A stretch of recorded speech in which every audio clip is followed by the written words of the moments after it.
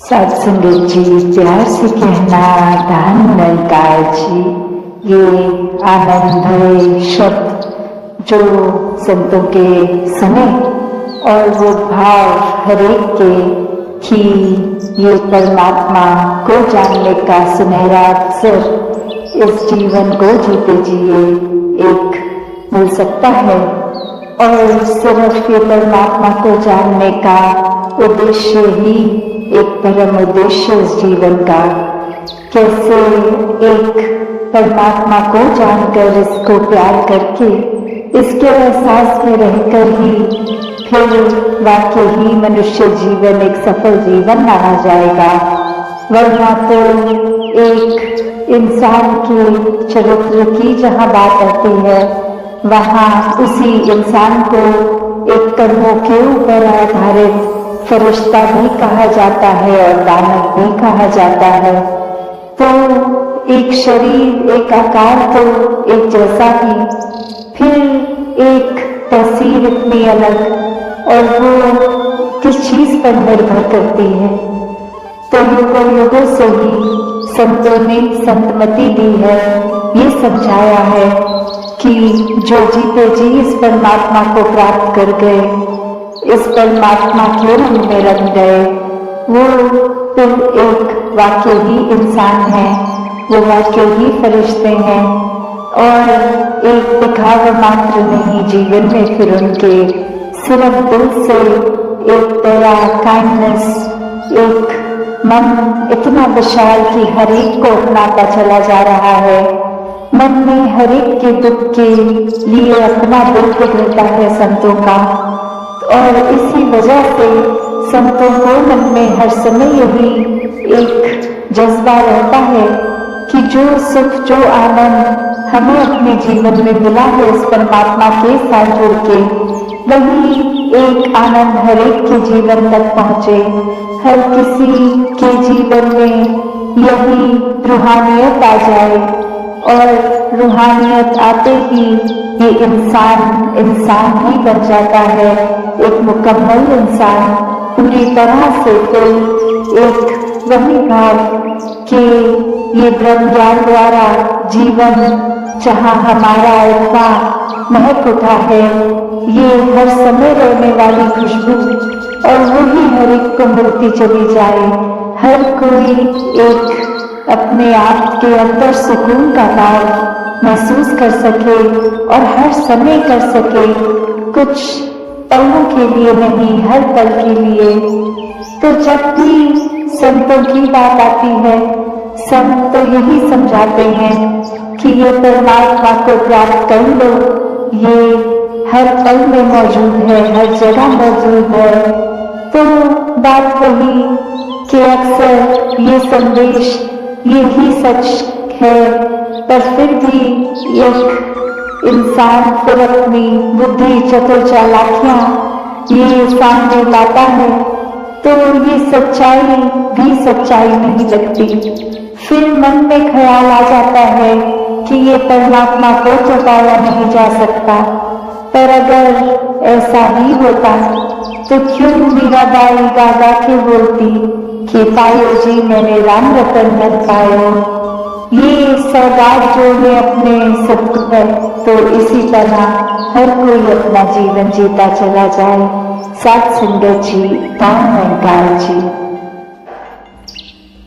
हमने किन किन चीजों से मुक्ति पानी है, कौन कौन सी चीजें हमारी भक्ति में रुकावट हैं, आज अपने परिवार गुरसिखों के परिवार ने यही बात सतगुरु के चरणों से मांगते हैं कि सच्चे भाईसाहब, ये चेतना का दिवस हर पल चेतना हमारी जागृत रहे और हमें याद रहे कि जैसे बाबा जी ने कहा कि ज्ञान के कारण मुक्ति है, ज्ञान नहीं तो मुक्ति कहाँ। शहंशाह जी ने किसी महात्मा ने कहा, अब तो आपने निराकार का ज्ञान दे दिया, अब तो हम रोशनी में, अब हमें डर किस चीज का। शहंशाह जी पलंग पर बैठे थे, स्विच ऑफ किया, शहंशाह जी अंधेरा हो गया, कहते आप तो रोशनी में बैठे थे, अंधेरा कहां से आ गया, स्विच ऑफ हो गया। कहने लगे ऐसे ही एक भगत का जीवन है। जब हमारा कनेक्शन इस निरंकार सतगुरु सत्संग से टूट जाता है तो पता नहीं कब ये नेगेटिविटी, कब ये मनमत, कब ये दुष्मत, ये शैतानी ताकतें, सतनिक फोर्सेस हमें ओवरपावर कर लें। इसलिए इस रोशनी को कायम रखना है, इस रोशनी के पुजारी बनना है। सत्संग सेकंड बात, जब आज हम उन महान मिशन के विभूतियों को याद कर रहे हैं तो सत्संग ध्यान आया कि जब सतगुरु ज्ञान देना आरंभ करता है तो इसके दीवाने, इसके मस्ताने, इसके चरणों के दबाव हुए मर जीवड़े गुस्सिख हमेशा ही सतगुरु की लकीर के पीछे चलते चलते मिशन के चेहरात को फैलाते हैं। सत्संगत जहां सतगुरु का बहुत बड़ा इस जगत कल्याण में दिन रात एक करने का एक उद्देश्य लेकर धरती पर अवतरित होता है तो उसके परिवार, उसकी जो संगत होती है, उनकी भी सत्संगत कुर्बानी और बलिदान, उनका सहयोग कम नहीं होता। दासी 90 वर्ष पुरातन युग में हम सबको ले जाना चाहती है। बाबा बूटा सिंह जी महाराज पेशावर कैंट में सत्संगत 1929 में अकेले इस जोत को लेकर भाई साहब योग ध्यान सिंह जी, शहनशाह बाबा अवतार सिंह जी, हमारे प्रधान लाभ सिंह जी, डॉक्टर देसराज जी, अनेकों राम सरन जी सेक्रेटरी साहब, गोपाल सिंह जी प्रेमी, पेशावर के ये सत्संगत महात्माओं ने बंधनों को तोड़ना, मुक्त होना, सतगुरु भरम कर तोड़ता है, हर भरम से तोड़ा और सत्संगत सिखाता है गुरु। बाबा जी क्योंकि सारे ही आप देखते हैं, चाहे कोई बेकरी का कार्य था, चाहे कोई हथी गिरत वाले हलवाई का कार्य था, शाम को इकट्ठे होना। प्रसाद संगत सतगुरु बाबा बूटा सिंह जी महाराज की धर्म पत्नी माता गुणवंती जी जाच सिखानी थी सेवा की। एक गुरसिख रूप में सभी संतों के लिए दरिया बिछानी, ज्ञान गोष्ठी होनी, उसके बाद सबके लिए भोजन तैयार करना। 13 मई 1948 को माता गुणवंती जी ने पहाड़गंज में इस नश्वर शरीर को त्यागा। ध्यान आया सच्चे बादशाह, ये 19 वर्ष पहले बाबा बूटा सिंह जी, फिर शहनशाह बाबा अवतार सिंह जी तो अपना गुरु मानते हुए, ये नहीं कि मेरे पति के गुरसिख हैं, पर जगत माता जी को अपनी छोटी बहन समझ के, कोई उस समय सेवा दल नहीं था, कोई ऐसा महात्मा नहीं था जो नजदीक रहता हो। सबका आदर, सबका मान, सबका सत्कार। जब अगस्त का महीना आता है तो आप, ये तो हमारा नंगारी मिशन का ऐतिहासिक महीना है। हम सब जानते हैं कि 5 अगस्त 2018 को सतगुरु माता सुविंदर जी महाराज सत्संगत इस जिस्मानी यात्रा को रूहानी यात्रा में बदलते हुए अपने इस निज घर में समा गए। सत्संगत बहुत से ऐसे भरम थे जो सत्संगत उन्होंने तोड़े। जैसे किसी कंपनी का कोई प्रोजेक्ट बनता है, कोई प्रोडक्ट होता है तो उसके पहले सैंपल जगह जगह पहुंचाए जाते हैं। ये महात्मा सैंपल रूप में नंगार ने सतगुरु के चरणों में बिठा कर इन्हें तराशा, खड़ा गुरमत के मुजस्सम बनाया। और सत्संगत यही बात सतगुरु माता सुविंदर जी पर जाती है, जो पूजे माता जी के रूप में, सतगुरु माता सुविंदर जी के रूप में अगर बयान करना तो मुश्किल है, यही कहा जा सकता है that she was an epitome of spirituality and strength। सत्संगत सतगुरु माता सुविंदर जी, सत्संगत जिस परिवार में जन्म लिया, धन का रिश्ता बहुत दुनियावी मिला, गुरमत का रिश्ता मिला, पर उन्होंने धन को उपयोगी कैसे बनाना है ये सिखाया। सासंगत अनेकों अनेकों संत आज दुनिया के कोने कोने में है, जिनके पास 10 मिनट बैठ जाए।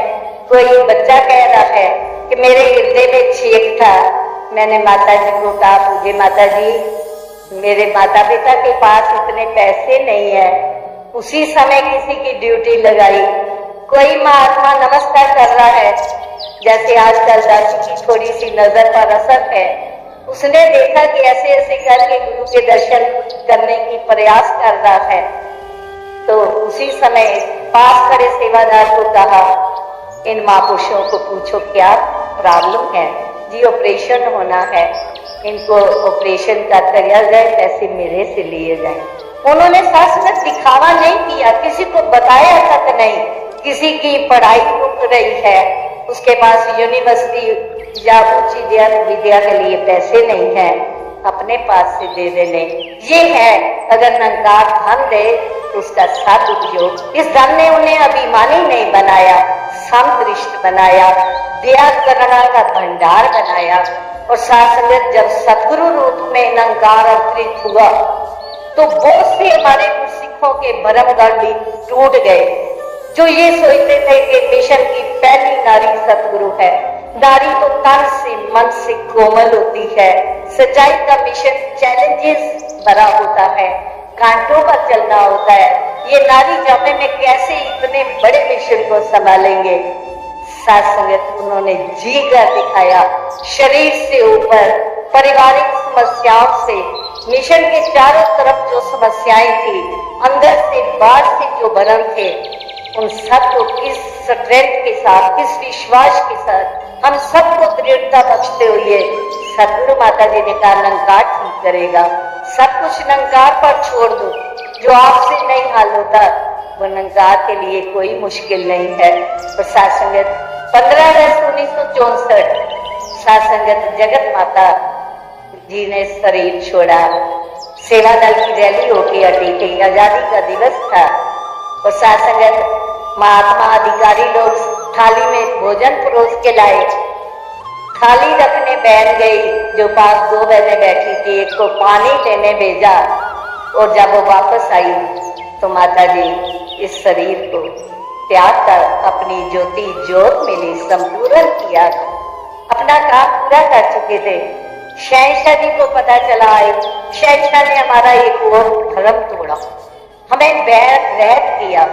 कहने लगे कि महात्मा को इस निराकार निज घर के में मिलाने में कोई देर नहीं लगती, मक्खन में से बाल की तरह आत्मा मुक्त हो जाती है शरीर के बंधन से भी।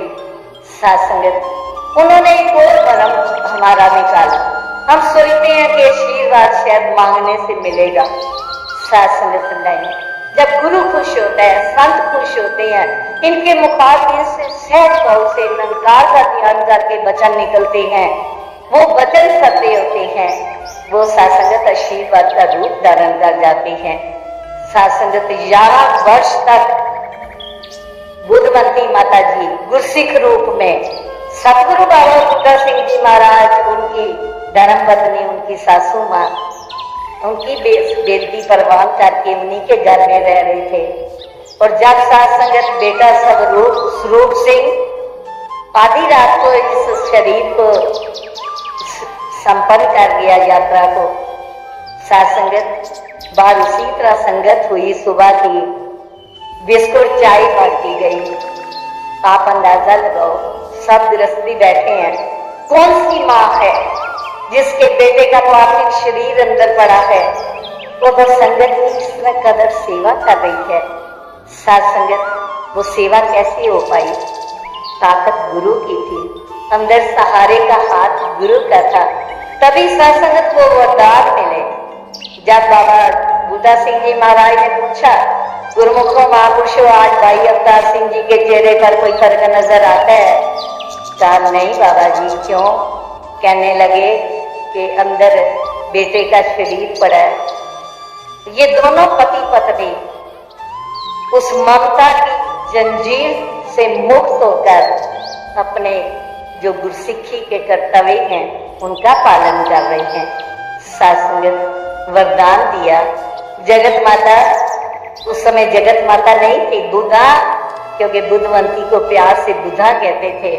बुधा तू नंकार दी अमानत नो सहजता नाल वापिस कीता है।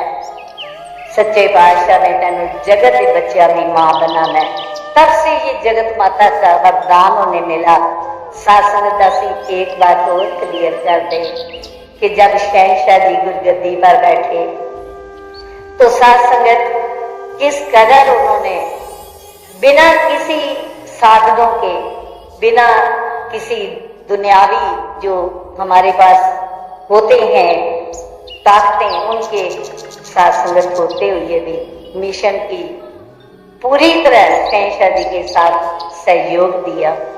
और जब शहंशाह जी ने साथ संगत 3 दिसंबर 1962 को बाबा गुरबचन सिंह जी को गुरगद्दी दी, एक बहुत बड़ा भ्रम हम कुछ सिखों को जो पड़ जाता है, आज भी पड़ा हुआ है, उसको निकाला। साथ संगत 7.25 वर्ष पहले उन्होंने अपनी गुरगद्दी बाबा गुरबचन सिंह जी महाराज को देकर ये साबित कर दिया कि सच्चा प्यार कहीं से भी मिले, ये किसी कुर्सी के कारण नहीं मिलता, किसी ओहदे के कारण नहीं मिलता।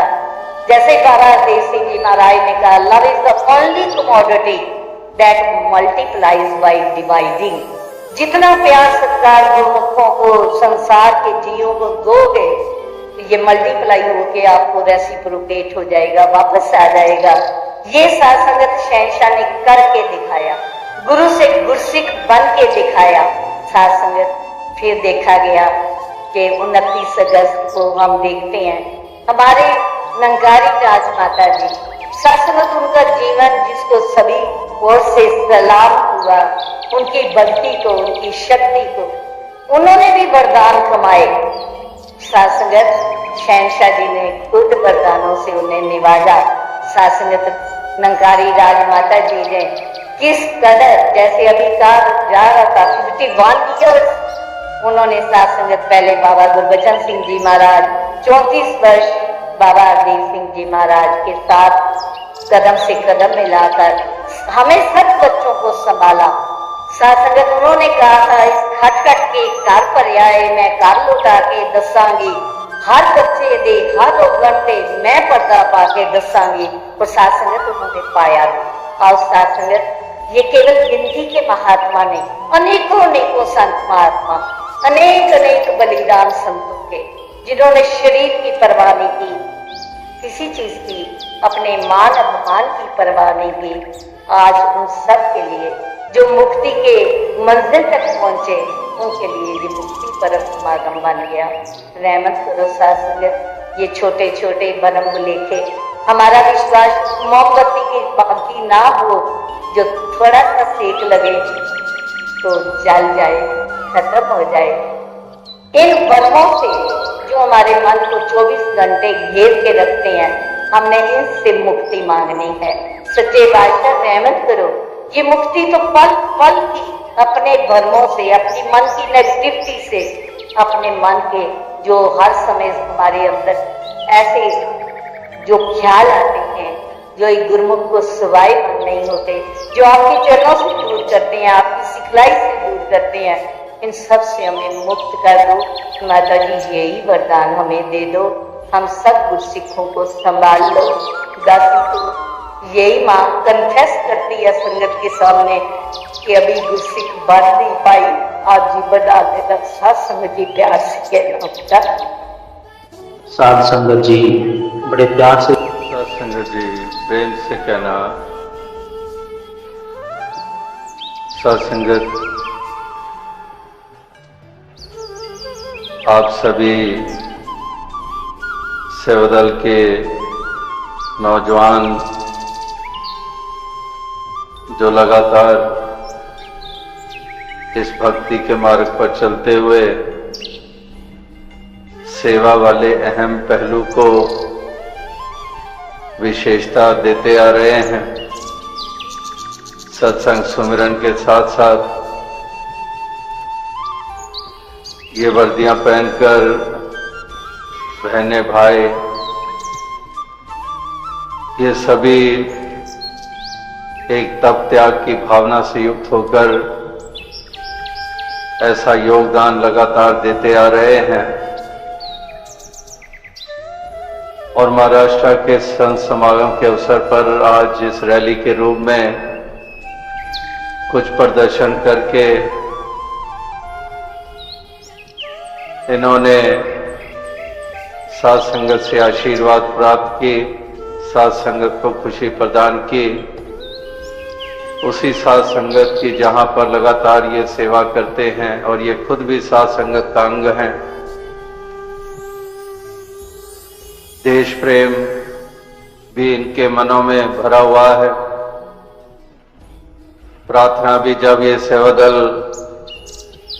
वाले करते हैं तो तब भी इनकी जुबान के ऊपर, इनके मन में यही बात रहती है कि वाकई ही देश के लिए, देश की सेवा के लिए हम हमेशा अपने आप को समर्पित करते चले जाएं। तो जहां पर मानव प्रेम, विश्व भाईचारे की भावना है, वहां पर देश के प्रति भी ईमानदारी, देश की अखंडता के लिए आज गणतंत्र दिवस है, जहां पर 26 जनवरी के दिन देश को एक विधान मिला था और एक रिपब्लिक के रूप में इस मुल्क को घोषित किया गया। तो इस प्रकार से देश प्रेम की बातें तो हो ही रही हैं, लेकिन देश के प्रति कितने कुछ ईमानदार हैं लोग, ये भी हमारे सामने है। जो देश का नाम तो लेंगे लेकिन अपनी खुदगर्जियां ज्यादा महत्वपूर्ण उनके लिए होती हैं और इसी के कारण देश को कमजोरी प्राप्त होती है। तो आप सभी निष्ठा के साथ हृदय से इस मुल्क के वासी, इस मुल्क के प्रति जहां पर अपनी ईमानदारी दिखाते हैं, देश को मजबूती देने के लिए कार्य करते हैं, तो वहां पर देश की सेवा भी कर रहे हैं और तमाम मानव, तमाम इंसानों की सेवा के लिए, क्योंकि आपका मिशन यूनिवर्सल मिशन है और यूनिवर्सल अप्रोच रखते हुए आप सारे संसार के लिए अपने योगदान देते हैं।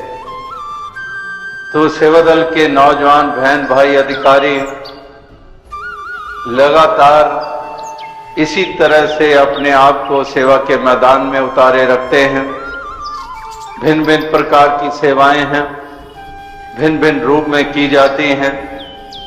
मौसम के तकाजे कैसे भी हैं, उसके बावजूद ये तप त्याग की भावना से युक्त होकर ये साध संगत की, समाज की और मानव की सेवा करते हुए ये खुशी प्राप्त करते हैं, खुशी की महसूसियत करते हैं।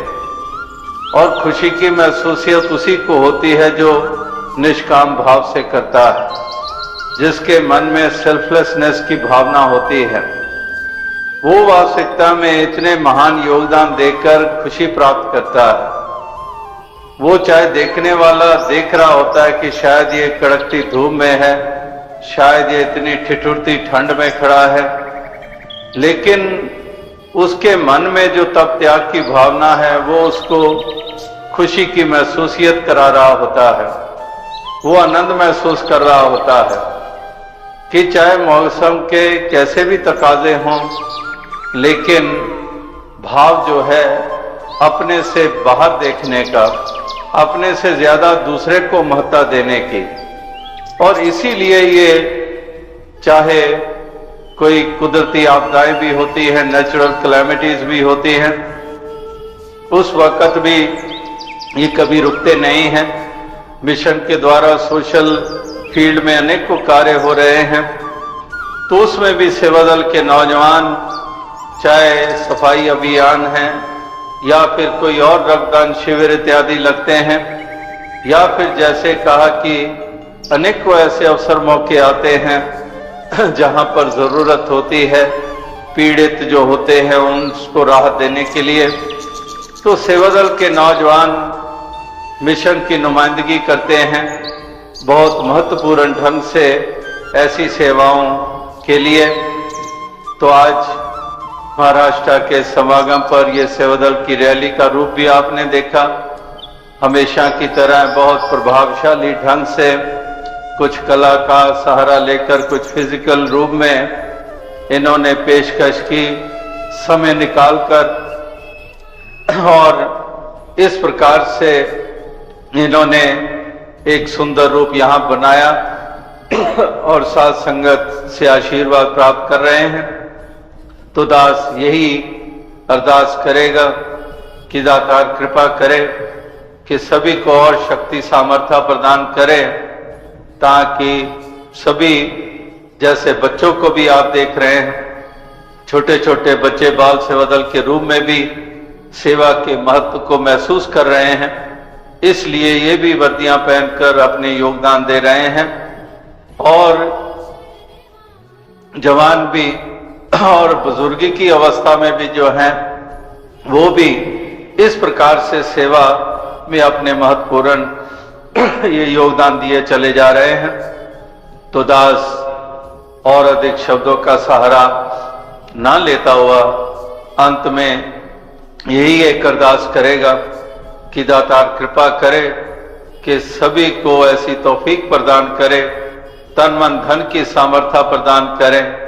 और जैसे हमेशा कहा जाता है कि एक डिसिप्लिन तरीके से, एक मर्यादा पूर्वक ढंग से ये अपनी सेवाएं करते चले जाएं। जो अधिकारी हैं उनको भी डिसिप्लिन की पालना करनी है, जो जवानों के रूप में हैं उनको भी डिसिप्लिन रहकर एक मिसाल पेश करनी है औरों के लिए भी।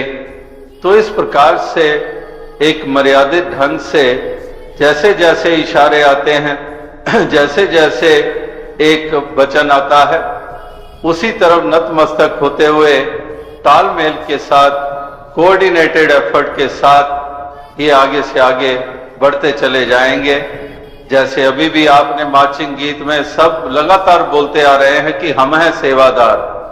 ये कोई नहीं कह रहा कि मैं हूं सेवादार, हम में सब आ जाते हैं, यानी कि एक तालमेल का प्रतीक, कोऑर्डिनेशन, कि एक अकेला कुछ भी नहीं कर सकता है, ये सब मिलजुल कर ही कार्य होते हैं। इस इन मैदानों की तैयारी हुई, कोई सोचे कि अकेला ही कोई कर लेगा, कोई नहीं कर सकता है। ये सारों का मिला जुला प्रयास, ये जतन, और इसी के कारण इतने इतने महान कार्य विस्तार वाले ये निभ जाते हैं, ये खूबसूरती इनको प्राप्त हो जाते हैं। तो इस तरह से एक तालमेल के साथ मर्यादित ढंग से ये सेवाएं सभी आप, चाहे मुंबई की यूनिट्स हैं, चाहे महाराष्ट्र के किसी भी स्थान से सेवा दल के नौजवान चलकर आए हैं, तो उत्साह हमेशा देखने को मिला है। आगे भी दातार उत्साहित रखे सभी को और कभी भी ढील ना आए, उत्साह के साथ सभी इसी प्रकार से सेवा के मैदान में महत्वपूर्ण योगदान देते चले जाएं और दातार सब प्रकार की खुशियां प्रदान करे। साध संगत जी धन। सच्चे सुख की खोज। साध संगत जी, बहुत समय पहले की बात है, एक नगर में एक धनी व्यापारी रहता था जिसका नाम विशाल दत्त था। उसके आसपास अपार धन दौलत थी, सुख सुविधा थी, नौकर चाकर थे, लेकिन फिर भी वह हर समय उदास और चिंतित रहता था। एक दिन उसने एक संत के बारे में सुना जो पास के जंगल में रहते थे और जिन्होंने ईश्वर का साक्षात्कार किया था। लोग कहते थे कि जो भी उनसे मिलने जाता वह सच्चे सुख और शांति का मार्ग पा लेता। विशाल दत्त ने सोचा, शायद यही मेरी समस्या का समाधान है। विशाल दत्त जंगल में संत के पास पहुंचा और विनम्रतापूर्वक बोला, गुरुदेव, मैंने सुना है कि आप सच्चे सुख का रहस्य जानते हैं, कृपया मुझे भी बताइए, क्योंकि मैं धनवान होते हुए भी दुखी हूँ। संत मुस्कुराए और बोले, बेटा, यदि तुम सच्चा सुख पाना चाहते हो तो पहले एक कार्य करो। नगर जाकर 3 ऐसे लोगों से मिले जो सच्चे आनंद में जी रहे हो और मुझे आकर बताओ कि वे कौन हैं और उनका रहस्य क्या है। विशालदत्त यह सुनकर नगर की ओर चल पड़ा। उसने सोचा कि यह कार्य आसान होगा क्योंकि नगर में कई धनवान और प्रतिष्ठित लोग थे। विशालदत्त सबसे पहले नगर के राजा के पास गया। राजा का महल सोने चांदी से सजा था। सेवक हर समय उनकी सेवा में लगे रहते थे। विशालदत्त ने राजा से पूछा, महाराज, क्या आप पूर्ण रूप से सुखी हैं? राजा ने गहरी सांस ली और कहा, मैं बाहर से सुखी दिखता हूँ लेकिन भीतर से हमेशा चिंतित रहता हूँ। मुझे अपने शत्रुओं का भय है, अपने राज्य को बचाने की चिंता है और इस महल में रहकर भी मेरे मन को शांति नहीं मिलती। विशालदत्त को आश्चर्य हुआ कि इतना धन और वैभव होने के बावजूद राजा सुखी नहीं था। इसके बाद वह एक और प्रसिद्ध व्यापारी के पास गया जो अपार धन का मालिक था। उसने वही प्रश्न किया, क्या आप सच्चे सुखी हैं? व्यापारी ने उत्तर दिया, सुख नहीं, मैं हमेशा अपने व्यापार की चिंता में डूबा रहता हूँ। मुझे डर रहता है कि कहीं मेरा धन लूट न जाए, कहीं मेरा व्यापार न डूब जाए। रात में भी चैन से सो नहीं पाता। विशालदत्त और भी उलझन में पड़ गया। उसने सोचा, यदि राजा और धनिक भी सुखी नहीं है तो सच्चा सुख आखिर है कहाँ? अंत में एक साधारण व्यक्ति किसान के पास पहुंचा जो अपने खेत में हल चला रहा था और भजन गा रहा था। उसका चेहरा शांत और प्रसन्न था। विशालदत्त ने पूछा, क्या तुम सच्चे सुखी हो?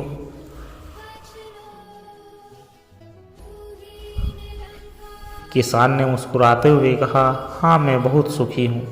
मेरे पास अधिक धन नहीं है लेकिन मुझे ईश्वर की कृपा पर पूरा विश्वास है। मैं जो कुछ भी कमाता हूँ उसी में संतुष्ट रहता हूँ। मैं हर सुबह ईश्वर का नाम लेता हूँ, दिन भर मेहनत करता हूँ और रात को चैन की नींद सोता हूँ। मुझे न किसी चीज़ का डर है न किसी चीज़ की चिंता। विशालदत्त को अब समझ आने लगा था कि सच्चा सुख केवल बाहरी चीज़ों में नहीं बल्कि संतोष, भक्ति और सादगी में ही सच्चा आनंद है।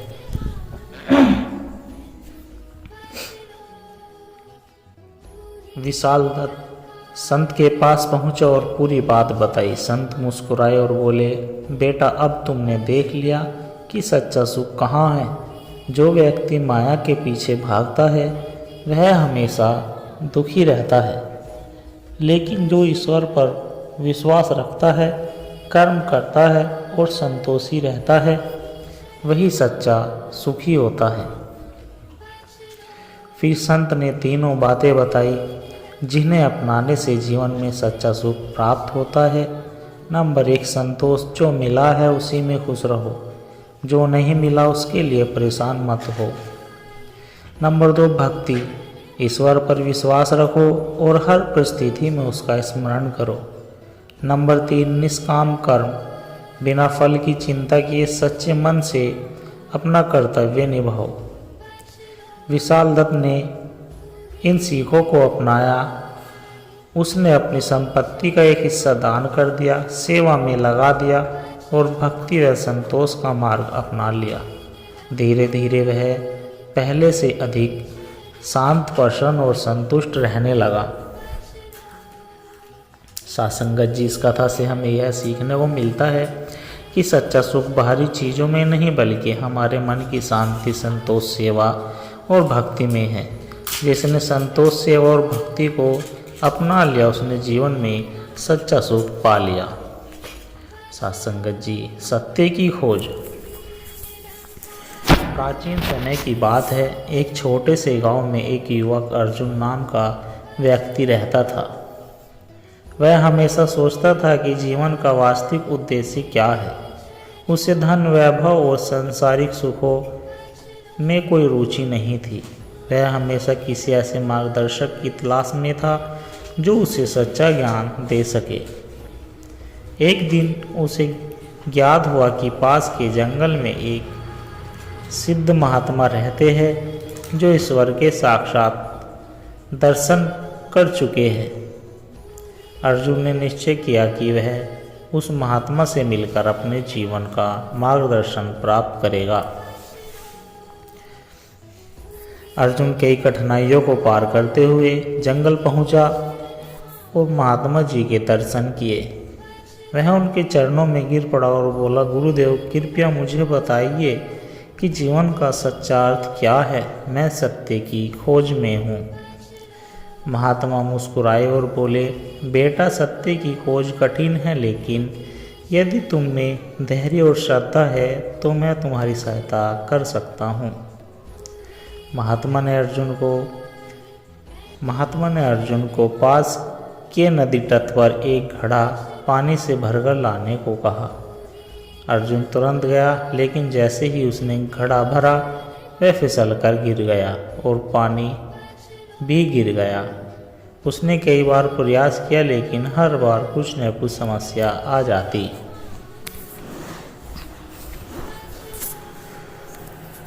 वह निराश होकर महात्मा के पास लौटा और बोला, गुरुदेव मैं यह कार्य नहीं कर पा रहा हूँ।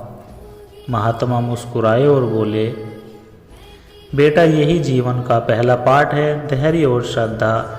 यदि तुम हर कठिनाइयों के सामने हार मान लोगे तो सत्य की खोज असंभव है।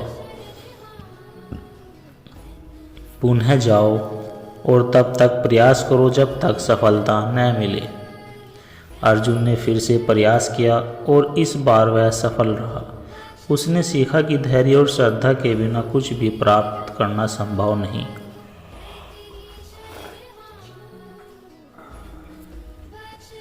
फिर महात्मा ने अर्जुन को एक सुंदर उपवन में भेजा और कहा, यहाँ बैठकर प्रकृति का आनंद लो, लेकिन किसी भी वस्तु को मत छुओ। अर्जुन उपवन पहुंचा। वहाँ सुंदर फल, मीठे फल और शीतल जल था। पहले तो उसने कुछ नहीं छुआ, लेकिन धीरे धीरे मन में इच्छा जागी और उसने एक फल खा लिया। जैसे ही उसने फल खाया, महात्मा वहाँ आ गए और बोले, बेटा यह संसार भी इस उपवन के समान है। जब तक तुम इसे देखते हो यह आनंद देता है, लेकिन जैसे ही तुम इसमें अतिरिक्त रहते हो यह तुम्हें अपने जाल में फंसा लेता है। अर्जुन समझ गया कि माया के आकर्षण से बचना आवश्यक है। महात्मा ने अंत में अर्जुन को एक छोटी पोटली दी और कहा, इसे लेकर गांव जाओ और देखो कि कौन इसे सबसे अधिक मूल्यवान समझता है। अर्जुन गांव पहुंचा और पोटली खोलकर देखा, उसमें एक साधारण पत्थर था। सभी ने उसे व्यर्थ समझा, लेकिन जब उसने उसे महात्मा के पास लौटाया तो वे बोले, बेटा जब तुमने इसे मूल्यहीन समझा तब यह तुम्हारे लिए साधारण था, लेकिन जब तुमने इसे मेरी आज्ञा से देखा तब यह तुम्हारे लिए महत्वपूर्ण हो गया। इस प्रकार यदि तुम संसार को अपने स्वार्थ से देखोगे तो सब कुछ तुच्छ लगेगा, लेकिन यदि तुम इसे ईश्वर के दृष्टिकोण से देखोगे तो ही संसार तुम्हारे लिए दिव्य बन जाएगा।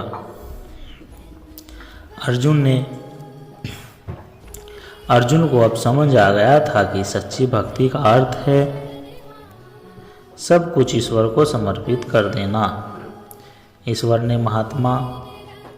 अर्जुन ने महात्मा के चरणों में गिरकर कहा, गुरुदेव अब मैं समझ गया हूँ कि सत्य की खोज स्वयं के भीतर है। धैर्य, माया से मुक्ति और शक्ति भक्ति, यही जीवन का सार है।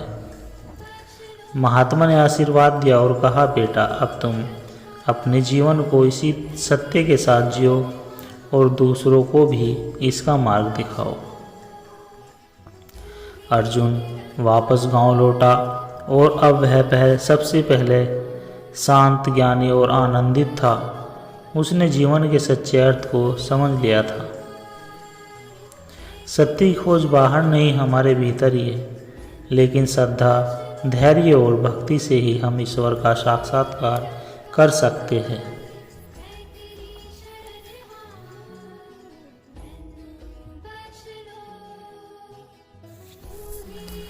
मनुष्य अपने शरीर को ही स्वयं मान बैठता है, लेकिन सत्संग हमें यह सिखाता है कि हम यह शरीर नहीं बल्कि आत्मा अमर है। शरीर नश्वर है लेकिन आत्मा शाश्वत है। यदि हम इस सत्य को समझ लेते तो संसार के मोह माया से मुक्त होकर सच्ची शांति पा सकते हैं। ईश्वर तक पहुंचने के लिए केवल बुद्धि या तर्क नहीं बल्कि भक्ति और श्रद्धा आवश्यक है। भक्ति का अर्थ केवल पूजा पाठ नहीं बल्कि अपने मन, वचन और कर्म से भगवान का स्मरण करना है। जब हम सच्चे हृदय से प्रभु की भक्ति करते हैं तो हमारे जीवन में चमत्कारी परिवर्तन होते हैं। लोग सोचते हैं कि धन, वैभव और सांसारिक सुखों में आनंद है, लेकिन यह क्षणिक है। वास्तविक आनंद आत्मा की शुद्धता और ईश्वर के साथ जुड़ने में है। जब मनुष्य अपने भीतर झांकता है और आत्मा साक्षात्कार करता है, तभी उसे सच्चा सुख मिलता है। अत्यधिक इच्छाएं और लालच ही सभी दुखों का कारण है। संतोष सबसे बड़ा धन है। जो व्यक्ति संतोषी होता है उसके जीवन की परिस्थिति में दुख नहीं होता। धैर्य और संतोष से मनुष्य हर कठिनाइयों को पार कर सकता है। सत्संग का अर्थ केवल धार्मिक प्रवचन सुनना नहीं बल्कि सत्य और सत्य गुणों के संग में रहना है। सच्चा सत्संग वही है जो हमारे जीवन में सद्गुणों को विकसित करे, अहंकार को नष्ट करे और हमें ईश्वर के मार्ग पर चलाने की प्रेरणा दे। जैसा करोगे वैसा भरोगे, यह ब्रह्मांड का अटल नियम है। अच्छे कर्म का फल अच्छा और बुरे कर्म का फल बुरा होता है। अतः हमें सदा सत्कर्म करना चाहिए, किसी का दिल नहीं दुखाना चाहिए और अपने जीवन को सेवा, दया और परोपकार में लगाना चाहिए। संसार की माया बहुत आकर्षक हो लगती है, लेकिन यह हमें ईश्वर से दूर ले जाती है। हम अपनी बुद्धि को जागृत करके माया के जाल को समझना होगा और उसमें फंसने से बचना होगा। जो व्यक्ति माया से मुक्त हो जाता है वही वास्तविक आनंद और शांति को प्राप्त करता है। गुरु बिना ज्ञान अधूरा है। जैसे अंधेरे में दीपक की आवश्यकता होती है, वैसे ही जीवन में सच्चे गुरु की आवश्यकता होती है। गुरु के मार्गदर्शन में चलकर ही हम अज्ञान से ज्ञान की ओर बढ़ सकते हैं और मोक्ष प्राप्त कर सकते हैं। जो मनुष्य क्षमा करना जानता है वह अपने जीवन में सबसे बड़ा योद्धा है। क्रोध, घृणा और ईर्ष्या हमें भीतर से कमज़ोर कर देते हैं। प्रेम, दया और क्षमा से हम अपने भीतर शांति का निर्माण कर सकते हैं और दूसरों को भी आनंदित कर सकते हैं। ईश्वर तक पहुंचने के लिए मार्ग है ज्ञान योग, भक्ति योग, कर्म योग और ध्यान योग। लेकिन सबसे सरल और श्रेष्ठ मार्ग है प्रेम और भक्ति का मार्ग। जब हम अपने हर कार्य को ईश्वर को समर्पित करके करते हैं, तब हमारा जीवन पवित्र बनता है और हमें ईश्वर की कृपा प्राप्त होती है। सत्संग का उद्देश्य हमें सत्य के मार्ग पर चलने की प्रेरणा देता है। आध्यात्मिक केवल ग्रंथों में नहीं बल्कि हमारे व्यवहार और उच्च कर्म में होनी चाहिए। यदि हम अपने जीवन में इन विचारों को अपनाएं तो निश्चित ही हमें आत्मिक शांति और प्रेम, ईश्वर की अनंत कृपा प्राप्त होगी। हर पल ईश्वर को याद करना, हर कार्य को सेवा भाव करके और जीवन को सच्चे आनंद से भरना, यही सच्चा आध्यात्मिकता है। आध्यात्मिकता सत्संगत जी आध्यात्मिक सत्संग कथा सच्ची शांति का रहस्य। बहुत समय पहले की बात है, एक नगर में एक धनिक व्यक्ति रहता था जिसका नाम हरिदत्ता था। उसके पास अपार संपत्ति थी, लेकिन फिर भी वह हमेशा बेचैन और दुखी रहता था। उसने कई भोग विलास किए, महलों में रहा, उत्सव मनाए, लेकिन फिर भी उसे शांति नहीं मिली। एक दिन उसने सुना कि पास के जंगल में एक वृद्ध महात्मा रहते हैं जो आत्मज्ञान और शांति के रहस्य को जानते हैं। हरिदत्त ने निश्चय ईश्वर किया, वह उन महात्माओं से मिलकर अपने प्रश्नों का उत्तर प्राप्त करेगा।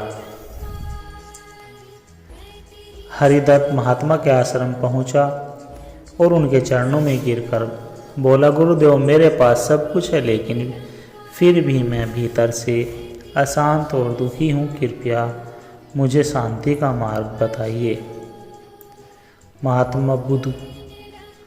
महात्मा मुस्कुराए और बोले, बेटा, यदि तुम वास्तव में शांति चाहते हो तो पहले एक कार्य करो। इस जंगल में एक पत्थर पड़ा है, उसे उठाकर नगर के सबसे अमीर व्यक्ति को दे दो और देखो कि वह इसे कितना मूल्यवान मानता है।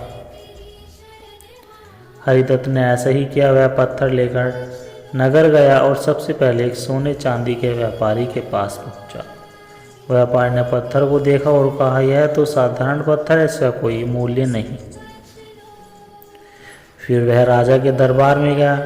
राजा ने भी पत्थर को देखकर कोई रुचि नहीं दिखाई। फिर वह राजा के दरबार में गया। राजा ने भी पत्थर को देखकर कोई रुचि नहीं दिखाई। इसके बाद वह एक ऋषि के पास पहुंचा। ऋषि ने पत्थर को ध्यान से देखा और फिर अपनी आंखें बंद कर ली। कुछ क्षण बाद उन्होंने कहा, यह साधारण पत्थर नहीं बल्कि एक दिव्य पत्थर है। यदि इसे सही तरीके से उपयोग नहीं किया जाए तो यह आत्मज्ञान का मार्ग दिखा सकता।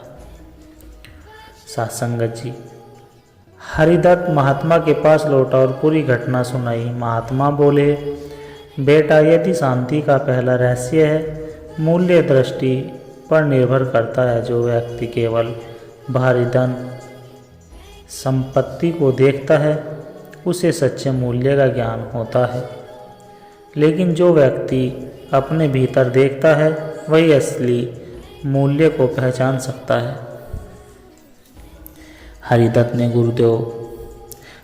ने पूछा, गुरुदेव, फिर मैं शांति कैसे प्राप्त करूं? महात्मा बोले, शांति बाहर नहीं, तुम्हारे भीतर है।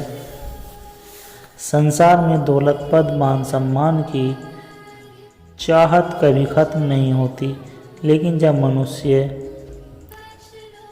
स्वयं को पहचान लेता है और आत्मा का अनुसरण करता है तभी उसे वास्तविक शांति मिलती है। महात्मा ने हरिदत्त को 3 बातें बताई जिनका पालन करने पर उसे शांति मिल सकती है। संतोष। नंबर 1, संतोष। जब तक मनुष्य अधिक पाने की लालसा करता है वह अशांत रहेगा। संतोष सबसे बड़ा धन है। नंबर 2, सेवा और ध्यान। सच्ची खुशी केवल लेने में नहीं बल्कि देने में है। जब हम निस्वार्थ भाव से सेवा करते हैं तब हमारा हृदय निर्मल हो जाता है। जब मनुष्य प्रतिदिन ध्यान करता है और ईश्वर का स्मरण करता है तब उसका मन शांत होता है। हरिदत्त ने इन तीनों बातों को अपनाया। उसने धन का अहंकार छोड़ा, गरीबों की सेवा की, ध्यान और भक्ति का एहसास किया। कुछ समय के लिए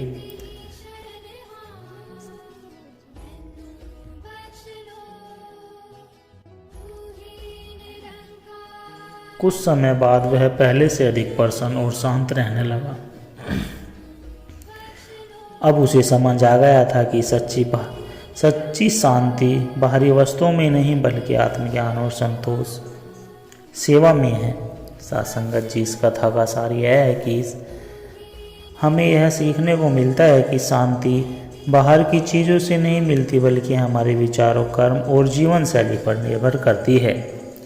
जब हम संतोष, सेवा और ध्यान का मार्ग अपनाते हैं तभी हमें सच्ची आध्यात्मिक शांति प्रदान होती है। सत्य, संतोष और सेवा यही जीवन की सच्ची शांति के स्रोत है। सत्संगत जी मनुष्य अक्सर अपने शरीर को ही अपनी पहचान मान बैठता है, लेकिन सत्य यह है कि हम शरीर नहीं, आत्मा है। शरीर तो नश्वर है पर आत्मा अमर है और शाश्वत है। जब हम इस सत्य को समझ लेते हैं तब हमें मृत्यु का भय नहीं रहता और हम सही दिशा में जीवन जीने लगते हैं। लोग सोचते हैं कि धन, वैभव और सांसारिक वस्तुओं में आनंद है, लेकिन यह केवल क्षणिक सुख है। जैसे समुद्र का खारा पानी प्यास नहीं बुझा सकता, वैसे ही भौतिक वस्तुएं कभी स्थायी सुख नहीं दे सकती। सच्चा सुख आत्मा की शुद्धता और ईश्वर के साथ जुड़ने में है।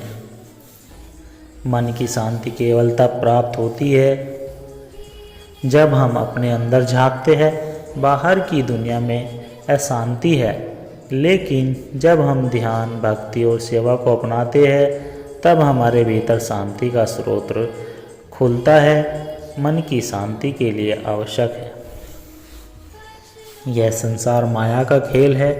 यह हमें अपनी ओर आकर्षित करता है, लेकिन वास्तव में यह क्षणभंगुर है। जैसे कोई व्यक्ति सपने में अपने को राजा समझता है और जागने के बाद पता चलता है कि वह साधारण व्यक्ति है, वैसे ही यह संसार एक भ्रम है। इसलिए इसमें अपने जीवन को केवल भौतिक सुखों में नहीं बल्कि आत्मा के विकास में भी लाना चाहिए। जीवन का उद्देश्य, बड़ा उद्देश्य केवल स्वयं के लिए जीना नहीं बल्कि दूसरों के लिए भी करना है। जब हम निस्वार्थ सेवा करते हैं तब हमें आध्यात्मिक सुख और ईश्वर की कृपा प्राप्त होती है। सेवा ही सच्ची भक्ति है। बिना गुरु के आध्यात्मिक मार्ग पर चलना कठिन होता है। जैसे अंधकार में दीपक मार्ग दिखाता है, वैसे ही गुरु हमें अज्ञान से ज्ञान की ओर ले जाते हैं। गुरु की शरण में जाने से जीवन का उद्देश्य स्पष्ट होता है।